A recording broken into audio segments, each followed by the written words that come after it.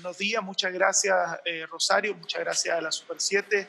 Realmente es un placer volver a estar con ustedes, añorando poder estar en el estudio, que lo vemos aquí desde el Zoom y poder conversar todos estos temas sobre infancia y adolescencia, que por supuesto son parte del quehacer más importante de UNICEF en República Dominicana y en los cuales estamos apoyando al gobierno. Creo que los panelistas anteriores ya han puesto de manifiesto la magnitud de la crisis. Estamos hablando de una eh, emergencia de carácter global. Yo siempre lo menciono esto porque creo que es importante para tenerlo presente. UNICEF categoriza las emergencias en tres niveles, uno, dos y tres, siendo el tercero el más grave. Por primera vez, todo el mundo, todas nuestras oficinas están en la emergencia de nivel 3, lo cual da una idea de la magnitud que tiene para nuestra organización y que creemos que tiene para la infancia y la adolescencia en el mundo la crisis que estamos viviendo a partir de esta pandemia. Como se ha señalado, esto ha significado una afectación muy importante para 1.600 millones de niños y niñas. Como ha dicho el señor secretario general, eso es un drama y eso es un problema que afecta a una generación completa de niños y niñas, de estudiantes, y que sin ninguna duda tiene unas implicancias enormes en términos del desarrollo futuro, no solo de la educación, sino en general del mundo. Pero en las crisis también están las oportunidades y este es un momento en que se pueden buscar esas oportunidades. Ahora, para tener esas oportunidades necesitamos tener suficiente información, saber exactamente qué es lo que está pasando para que se puedan tomar las mejores decisiones. UNICEF está trabajando en este momento apoyando al equipo de transición del señor ministro de Educación designado, el señor Fulcar. Estamos apoyando en buscar las mejores alternativas y las mejores propuestas para el inicio del año escolar 2020-2021, basado en información sobre lo que ha pasado, pero también sobre lo que pueda venir, las oportunidades que puedan desarrollarse. Y aquí me gustaría poner un poco un énfasis en eso. Tenemos datos todavía preliminares, estamos presentándolo estos días, pero ya se lo hemos presentado al señor ministro. UNICEF está en conjunto con el Programa de las Naciones Unidas para el Desarrollo y otras agencias de Naciones Unidas realizando encuestas periódicas sobre el impacto socioeconómico de la pandemia en República Dominicana. Esta es una encuesta que se hace en 18 municipios que tiene un total de aproximadamente 6.000 hogares encuestados. Entonces le pregunta a las personas diferentes aspectos de lo que ha sido el impacto de la pandemia en la vida de la familia. Y en la última, en la que acabamos de hacer en el mes de julio, y los datos están, como digo, todavía fresquitos, calentitos, saliendo del horno, hemos preguntado sobre el tema de educación. En la anterior que habíamos hecho en el mes de mayo, nos había sorprendido que una gran cantidad de familias había respondido a la pregunta de si los niños habían continuado estudiando durante la pandemia. Una gran cantidad nos había dicho que sí. Entonces queríamos tener más información sobre qué significaba estar estudiando la pandemia para las familias que estaban siendo entrevistadas, que son familias básicamente de SUVEN de los sectores ICB1 e ICB2, que son los sectores más pobres del país.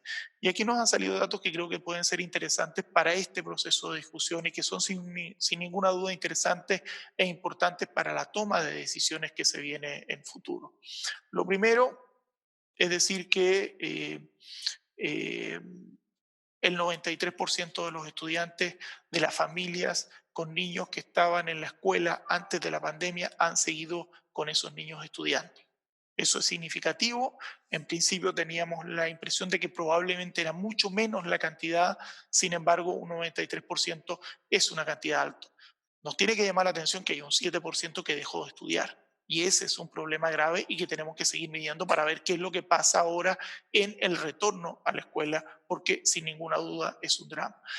Cuando preguntamos de qué manera estaban estudiando, aquí parte la primera, digamos, gran conclusión. Teníamos la idea de que efectivamente los niños estaban estudiando a través de redes sociales y eso se confirma. Mientras tanto, apenas el 11% estudió a través de una plataforma web o videollamadas, el 26% estudió usando cuadernillos del MINER, pero el 90%, y estos datos por supuesto se suman, el 90% ha estudiado utilizando WhatsApp. Y esto me parece que también tiene que llevar un reconocimiento hacia los profesores y las profesoras que se han sabido adaptar, que han sabido buscar alternativas, que han usado las formas que tenían ya de comunicarse con los padres para poder tener este tipo de trabajo. Me parece que una panelista anterior hablaba justamente de un reconocimiento a los profesores y profesoras, creo que se merecen ese reconocimiento sin ninguna duda. Pero hay datos preocupantes. El primer dato preocupante es que el 41% de los estudiantes de las familias, insisto, dicen que los niños estudiaban menos de 2 horas al día. Y esa es una cantidad bastante baja de tiempo de estudio y es un tema que nos debe llamar la atención, ¿no? Eh, Luego, un tema que además es importante, estamos hablando mucho del tema de las plataformas web, etcétera, pero la verdad es que muy pocos hogares, alrededor del 24% de los hogares tienen una laptop o computadora o tablet para poder entrar a Internet, por lo tanto, y estamos hablando de estos sectores que son los más pobres, insisto, por lo tanto hay muy poca capacidad para entrar. Tener acceso efectivamente a Internet. En cambio, sí, el 77%, casi el 80% tienen acceso a teléfonos inteligentes, lo cual nos da una idea de hacia dónde se puede ir. WhatsApp, más teléfonos inteligentes. Nos parece que es un tema bastante interesante e importante para poder trabajar. Eso en los datos más sustantivos de lo que se ha señalado. Un par de cosas más, el 65% de los padres, y esto fue una encuesta tomada en el mes de julio, esperan que los niños continúen estudiando desde casa en el año escolar 2020-2021 y el 92% de los padres se siente poco o nada seguro de enviar a sus hijos a las escuelas. Estos son datos que me parece que es importante tener presente a la hora de la toma de decisiones, porque también aquí hay una opinión de los padres que hay que considerar dentro de este proceso. Por las características de la encuesta, desgraciadamente no le podemos preguntar a los propios estudiantes, pero sí podemos preguntar a los padres. En eso creemos que es importante avanzar sobre ciertas ideas. La primera, llevando lo que ha dicho el señor secretario general, la vuelta a clases debe hacerse cuando la pandemia esté controlada, lo antes posible cuando la pandemia esté controlada, a las clases físicas presenciales. Esto se puede hacer, digamos, de manera mixta, con clases presenciales y no presenciales. Hay unas guías internacionales y unas guías sacadas por Naciones Unidas en América Latina, específicas para América Latina sobre este tema, que nos parece que son importantes para seguir.